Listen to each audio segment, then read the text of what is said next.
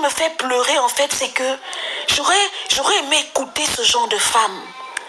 Je me disais un jour, si je vais au Congo, je me disais, si la vie m'accorde la chance d'aller au Congo un jour, j'aurais voulu rencontrer cette femme. Je ne serais pas allée à la présidence du Congo pour aller rencontrer la première dame. Moi, pour moi, Maman Blanche, la femme du pasteur Marcelo Tunade, faisait partie des femmes, les premières dames du Congo.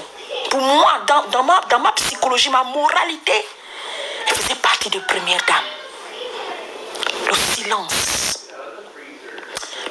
de cette femme incarnée. J'ai compris que derrière le silence se cache aussi la beauté de l'être humain, la beauté d'une femme, une lumière africaine, une icône.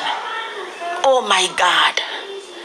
Vraiment, que le ciel t'accueille là où tu pars, que les anges t'accueillent, que tu pars intercéder en faveur du Congo, que ton âme, je sais que ta mort, Maman Blanche, n'est pas une mort vaine. Nous les humains, on restera à te pleurer sur la terre, parce que on n'a pas compris comment tu as fait ça. Comment ça s'est passé, Maman Blanche? Et quand les millions de Ndjanjou suivent des crises cardiaques, ils sont là, ils sont debout dehors là. Je ne sais pas comment ça s'est passé. Mais je sais qu'auprès de Dieu, tu vas intercéder pour la femme africaine. Parce que tu sais mieux ce que la femme africaine vit. Tu vas mieux intercéder pour la femme en général. Non. Il n'y a pas de... Je la vois un peu... Je vois un peu en elle la jeune fille... comment elle s'appelle? Indira. La première fois que je suis tombée sur Indira, la jeune gabonaise, camerounaise, artiste gospel camerounaise, la jeune Indira, je pensais que la dame c'était sa mère.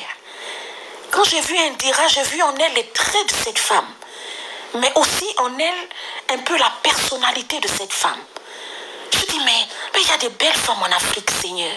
On peut être belle comme ça, sans BBL, sans complications. On peut être belle comme ça. Aïe! Ouh! Et après, j'ai pensé à ces enfants. Ce qui m'a fait pleurer ce matin, je pensais aux enfants de cette femme. Je disais, oh my God, je ne sais pas comment on va annoncer ça à ces enfants. Comment on annonce à ces enfants que votre maman est décédée? Comment on annonce ça? Comment un papa, tu vas annoncer à tes enfants que maman n'est plus? Comment on annonce à ces enfants? Comment on annonce à ces enfants une maman comme ça? Comment on va annoncer ça à ces enfants? Les enfants là sont où en ce moment? Je sais que papa Marcelo, la grâce de Dieu te maintient là où tu es. Je sais que papa Marcelo Tounosi, la main de Dieu est sur toi. Et la main de Dieu est sur vos enfants. Mais je ne sais pas comment tu vis la douleur, mais comment est-ce que les enfants vont vivre cette douleur-là? Je sais que papa Marcelo, lui, il est grand. Il a une relation grande, élevée avec Dieu. Je sais il peut handle la situation, il va gérer. Je sais papa Marcelo, tu vas gérer. Il va gérer. Mais moi, je pense aux enfants. Hey! Le bonheur se résigne parfois dans, comment vous appelez ça? La vie de couple, la vie de famille, pour d'autres. Pour une autre catégorie de personnes, le bonheur se résigne juste dans leur stabilité personnelle. C'est-à-dire que quand toi-même tu es en paix avec toi-même, lorsque toi-même tu es en bonne relation avec toi-même, parfois le bonheur aussi se définit de la sorte. Et que il ne suffit pas de croire que si tu as tous les millions du monde, ou bien si tu as toute la beauté, le luxe du monde, ou bien si tu es la personne la plus publique, puissante, ou bien le plus grand leader, là je parle de leadership, ça suffit pour garantir en fait le bonheur. Et ce matin, la première question dont je me suis posée quand j'ai vu le décès de cette grande dame, au-delà de tout ce qu'elle incarnait, moi je me suis posé la question de savoir en tant que femme, est-ce que je suis en paix avec moi-même? Est-ce que je suis en paix avec moi-même? Est-ce que je suis en bon terme avec moi-même? C'est des questions parfois qu'on doit se poser. Parce que les femmes, vous savez, il arrive que lorsqu'on est à côté d'un homme, quelle qu'en soit sa position sociale, il peut arriver qu'on s'oublie. Il peut arriver qu'on s'oublie. Hier encore, je parlais de ça. Hier, j'étais en live et je disais ceci. Je disais que beaucoup de femmes, nous, on pense souvent que quand on est marié, le bonheur tourne autour de l'homme. Le bonheur tourne autour du mariage. Parfois, on s'oublie nous-mêmes. Comment on s'oublie? On essaye de tout faire pour rendre l'homme heureux, sauf nous-mêmes. On fait tout pour rendre l'homme heureux, sauf nous-mêmes. Et ça, surtout, c'est l'attitude qu'on trouve chez beaucoup de femmes africaines. Chez beaucoup de femmes africaines. J'étais assise et quand je suis tombée sur une deuxième publication où on disait qu'elle est décédée de crise cardiaque, je sais une chose, moi j'ai commencé à avoir des problèmes de cœur. C'est-à-dire, je commençais à ressentir mon cœur avoir un mouvement un peu différent que la normale après l'accouchement de ma dernière fille. Parce que comment on appelle, les contractions avaient duré. Et pourtant, j'avais fait la péridurale. J'avais fait la péridurale, mais comment on l'appelle là, je ne sais pas comment on les appelle, ceux qui viennent injecter la péridurale là, c'était venu en retard. Donc, ils m'ont mis la péridurale, je ne sais pas à quel moment ils doivent mettre ça, mais en tout cas, moi, la péridurale n'avait pas calmé mes douleurs. Donc, c'est l'une des raisons aussi qui ont fait que j'arrête les accouchements, parce que mes accouchements sont souvent très, très, très, très, très difficiles. Et je me suis posé plusieurs questions. Je me suis dit, la femme, c'est un être très fragile. Les femmes, nous sommes des êtres très fragiles. Mais parfois, nous-mêmes, on veut porter les casquettes. On veut porter beaucoup de casquettes. On est épouse. On est super strong. On veut se définir comme des guerrières. On se définit toujours comme des guerrières. C'est-à-dire que quand on est une guerrière, on a tendance à dire qu'on ne se fatigue pas. On doit toujours se battre. On doit toujours chercher à réussir. On doit toujours dépasser les niveaux. On doit toujours se surpasser. On doit toujours faire au-delà de nos efforts. On doit. Non. Parfois, les femmes, il faut prendre un peu de repos. Et c'est ce que je disais à mon mari tout à l'heure. J'ai envie de prendre même 5 jours de vacances. Aller loin de la maison. Parce que on n'a pas de famille ici. Et c'était comme en Afrique. Je devais aller même au village. Je prends mes enfants. Les enfants sont en vacances aux États-Unis ici. Ils sont déjà en vacances. Donc je disais au mari que si je pouvais aller en Afrique, je pouvais prendre tous mes enfants. Je m'en vais passer les vacances en Afrique. Parce que toutes les fois que je vais en Afrique, en fait, mon stress est vraiment bas. Mon stress est bas. Pourquoi? Parce que je ne pense pas à aller travailler, je ne pense pas à courir, à aller faire ci. Voilà. Et en Afrique, facilement, tu te fais des repères. Facilement, tu te fais des repères. Franchement, Mes condoléances à ce grand homme-là, le pasteur Marcelo Tounosi, qui est un leader puissant dans l'Église et la chrétienté en Afrique, dans la francophonie. Mais c'est un homme fort. Je sais qu'il saura se relever. Je sais que le Dieu, pasteur Marcelo Tounosi, que tu pries, il saura te relever. Il saura te relever. Et je sais que ce n'est pas la fin de ton ministère. Comme la Bible dit, tout concourt au bien de ceux qui aiment le Seigneur et ceux qui sont appelés à son plan. Lui seul, le pasteur Marcelo Tounosi, sait par quoi sa femme passait. Même si ce sont des personnes qui ne parlent pas de leur vie, ils viennent juste présenter la parole de Dieu, ils viennent juste présenter le message de Dieu. Mais c'est des personnes, des humains comme vous et moi qui vivent aussi des choses en dessous. Et c'est ce que je vous dis souvent. Je vous dis souvent, n'enviez pas les gens. Le problème avec notre communauté francophone, surtout la communauté noire, on est beaucoup envieux pour rien. Tu vas voir quelqu'un qui paraît parfait, tu vas voir quelqu'un qui paraît, comment vous appelez ça, totalement heureux ou totalement heureuse. Mais je vous rappelle souvent que le bonheur apparent n'est pas le bonheur intérieur. Le bonheur apparent n'est pas le bonheur intérieur. Quelqu'un peut paraître plus puissant que vous, plus riche que vous, plus beau que vous, plus belle que vous, mais peut-être souffrant à l'intérieur. Or, vous, peut-être à l'intérieur de vous êtes en paix. Peut-être à l'intérieur de vous êtes en bonne santé. La bonne santé, ça ne s'achète pas. La bonne santé, ça ne s'achète pas, la famille. Ça ne s'achète pas.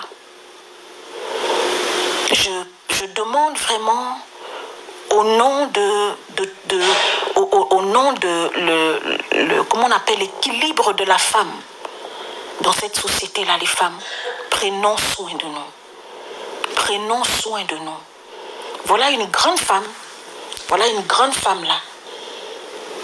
Avec toute la beauté, avec toute l'éloquence, avec toute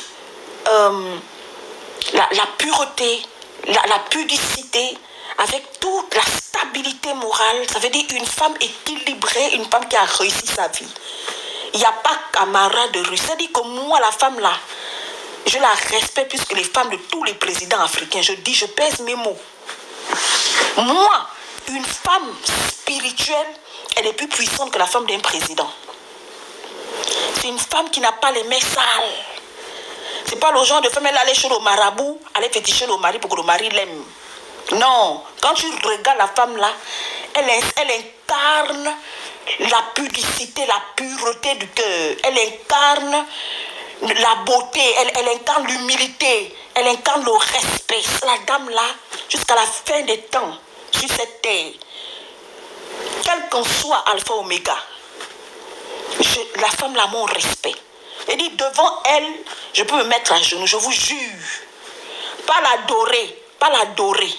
Elle dit, si j'avais non seulement le temps et l'argent, je devais faire un voyage spécial pour l'enterrement de cette femme. Je vous jure, Dieu m'entend parler. Je devais faire un voyage spécial aller à l'enterrement de cette dame-là.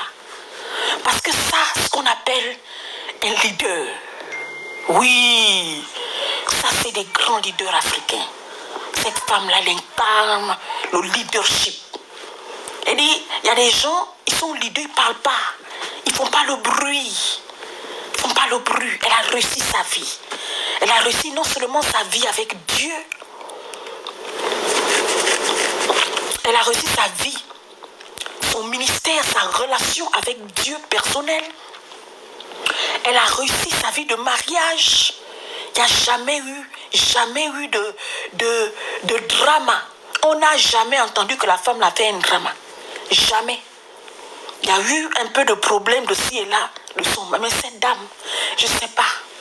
Je dis souvent, Seigneur, comment tu fais pour créer des gens comme ça? Et tu fais pour me créer moi Ndjanjou, vraiment. Nous les Ndjanjou comme ça là. Hein? Quelle belle femme. Dieu. Et c'est qu'à la beauté naturelle d'Afrique. Ouh, J'ai envie de créer un poème pour toi, Maman Blanche. Tu es un rayon de soleil d'Afrique. Non, tu as été un rayon de soleil d'Afrique. Tu as illuminé l'Afrique. Toute l'Afrique reconnaît ta lumière. Une femme rayonnante. Toute l'Afrique va pleurer cette lumière. Tu as illuminé la femme africaine. À cause de toi, il y a des gens qui n'ont pas osé se moquer de la femme africaine. Dire que la femme africaine n'est pas seulement celle qui danse nue sur les réseaux sociaux. La femme africaine, ce n'est pas seulement celle qui montre les parties de son corps pour définir qu'elle est belle. La femme africaine, ce n'est pas seulement celle qui danse culolo. La femme africaine, ce n'est pas seulement celle qui s'habille avec les décolletés pour montrer qu'elle est belle. La femme africaine, ce n'est pas seulement celle qui parle beaucoup. La femme africaine, ce n'est pas seulement celle qui aime le béret. La femme africaine, ce n'est pas celle qui va faire BBL seulement pour essayer de ressembler à Rihanna. La femme africaine, ce n'est pas celle qui a fait plusieurs vies pour montrer qu'elle s'est vengée. Non. La femme africaine, ce n'est pas seulement celle qui court derrière la réussite. Mais pour dire qu'il y a une lumière. Tu as donné l'espoir à la femme africaine. Moi, personnellement, Maman Blanche, quand je te regardais, je m'imaginais que tu sois ma mère. Quand je regardais Maman Blanche, je m'imaginais que je sois toi, en fait. Je disais, Dieu, si je pouvais être... En fait, j'enviais Maman Blanche dans le bon sens. Je t'enviais dans le bon sens. Je disais que si je pouvais être à la place de cette femme, my God. Si je pouvais seulement être... Non, je n'ai pas envié être la femme du pasteur Marcelo, non. Moi, c'est seulement toi que j'enviais, Maman Blanche. Je t'enviais ta beauté, ta lumière, la pureté de cœur, l'éloquence, le charme, l'élégance. Et le style vestimentaire. Je ne sais pas qui a habillé cette femme, maman. Seigneur, la patience, le silence. Ce que je retiens de toi, Maman Blanche, c'est ton silence. Une femme silencieuse, mais une femme qui a réussi. Une femme silencieuse, une femme discrète, publique mais discrète. Je ne sais pas comment cette femme a fait, maman. Maman Blanche, pourquoi tu ne nous as pas parlé? Tu ne nous as pas donné tes secrets. Ce qui me fait pleurer, en fait, c'est que j'aurais aimé écouter ce genre de femme. Je me disais un jour, si je vais au Congo, je me disais, si la vie m'accorde la chance d'aller au Congo un jour, j'aurais voulu rencontrer cette femme. Je ne serais pas allée à la présidence du Congo pour aller rencontrer la première dame. Pour moi, Maman Blanche, la femme du pasteur Marcelo Tunadi, faisait partie des femmes, les premières dames du Congo. Pour moi, dans ma psychologie, ma moralité, elle faisait partie des premières dames. Le silence de cette femme incarnée. J'ai compris que derrière le silence se cache aussi la beauté de l'être humain, la beauté d'une femme, une lumière africaine, une icône. Oh my God, vraiment, que le ciel t'accueille là où tu pars, que les anges t'accueillent, que tu pars intercéder en faveur du Congo. Que ton âme, je sais que ta mort, Maman Blanche, n'est pas une mort vaine. Nous, les humains, on restera à te pleurer sur la terre. Parce que on n'a pas compris comment tu as fait ça. Comment ça s'est passé, Maman Blanche? Et regarde, les millions de Ndjanjou, ils suivent des crises cardiaques. Ils sont là, ils sont debout dehors, là. Je ne sais pas comment ça s'est passé. Mais je sais qu'auprès de Dieu, tu vas intercéder pour la femme africaine. Parce que tu sais mieux. Tu sais mieux ce que la femme africaine vit. Tu vas mieux intercéder pour la femme en général. Non. Il n'y a pas de... Je la vois un peu... Je vois un peu en elle la jeune fille... comment elle s'appelle? Indira. La première fois que je suis tombée sur Indira, la jeune gabonaise, camerounaise, artiste gospel camerounaise, la jeune Indira, je pensais que la dame c'était sa mère. Quand j'ai vu Indira, j'ai vu en elle les traits de cette femme, mais aussi en elle un peu la personnalité de cette femme. Je dis, mais il y a des belles femmes en Afrique, Seigneur. On peut être belle comme ça, sans BBL, sans complications. On peut être belle comme ça. Aïe! Ouh! Et après, j'ai pensé à ces enfants. Ce qui m'a fait pleurer ce matin, je pensais aux enfants de cette femme. Je disais, oh my God, je ne sais pas comment on va annoncer ça à ces enfants. Comment on annonce à ces enfants que votre maman est décédée? Comment on annonce ça? Comment un papa, tu vas annoncer à tes enfants que maman n'est plus? Comment on annonce à ces enfants? Comment on annonce à ces enfants une maman comme ça? Comment on va annoncer ça à ces enfants? Les enfants là sont où en ce moment? Je sais que papa Marcelo, la grâce de Dieu te maintient là où tu es. Je sais que papa Marcelo Tounosi, la main de Dieu est sur toi. Et la main de Dieu est sur vos enfants. Mais je ne sais pas comment tu vis la douleur, mais comment est-ce que les enfants vont vivre cette douleur-là? Je sais que papa Marcelo, lui, il est grand. Il a une relation grande, élevée avec Dieu. Je sais il peut handler la situation, il va gérer. Je sais, papa Marcelo, tu vas gérer. Il va gérer. Mais moi, je pense aux enfants. Hey! C'est seulement les enfants, les femmes. On fait comment? Les femmes, on fait comment quand tu laisses tes enfants comme ça, la jeune? Quand tu laisses tes enfants petits? Les enfants là vont faire comment? J'imagine les enfants là à l'enterrement. À l'enterrement. Je vous dis que on m'avait appelé. On m'a appelé. On me disait que ma maman n'allait pas bien. En ce moment, je ne vivais plus avec elle. J'ai déjà parti de la maison. Et ce jour-là, ma tante m'a appelé. Non, personne ne m'avait appelé. En fait, elle était déjà malade. Ça faisait peut-être 5 jours. Donc, je venais tous les matins aller voir ma maman. Et ce matin, quand j'étais allée voir ma maman, sa soeur, qui est ma tante, qui veillait sur elle, m'a dit, ah maman, je ne suis pas allée travailler aujourd'hui parce que ta mère ne va pas bien. Il faut qu'on l'amène à l'hôpital. Elle ne va pas bien. Mais entre-temps, quelques jours avant, on l'avait déjà amenée en clinique. Et en arrivant en clinique, on a fait tous les examens et on attendait normalement les résultats le lundi. Le lundi